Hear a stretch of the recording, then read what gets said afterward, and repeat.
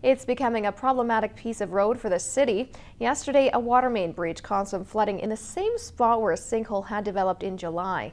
Both events serve to highlight a growing problem for this city and others across the country.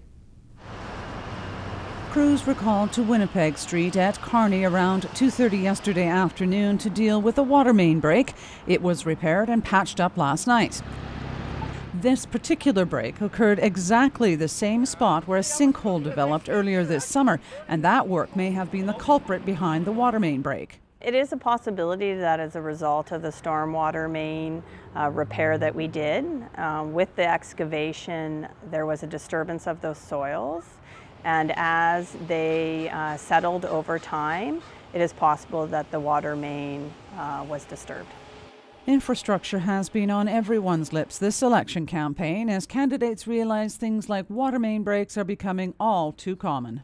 I think every municipality is waiting to see when those dollars will be released, what they look like, and what the parameters are around them. So I think it's just that continuous lobbying and discussions with levels of government to make sure that we start to see some of that money flow into, every municipality is facing the same issue. We need to have a close look at what that means and where we might discover the revenue to maintain the citizens of this community's assets.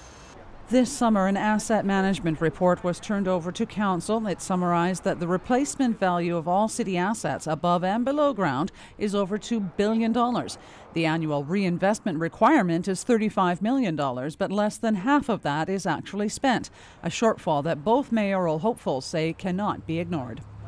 We need to continue to work with other levels of government for the return of money that's collected out of our community and region for reinvestment in public assets. But it also takes discipline from the city. We have to be real careful before we build new assets because eventually they require major investment. We split it out and we know what we need for underground development and we can split out buildings, but let's have that as an accumulative number so that we really honestly know where we are at the beginning of the day. And we're seeing that number is continuing to grow. Both Lynn Hall and Don Zarowski advocate lobbying both the federal and provincial governments for financial help via whatever avenue is available. Cheryl Jan, CKPG News.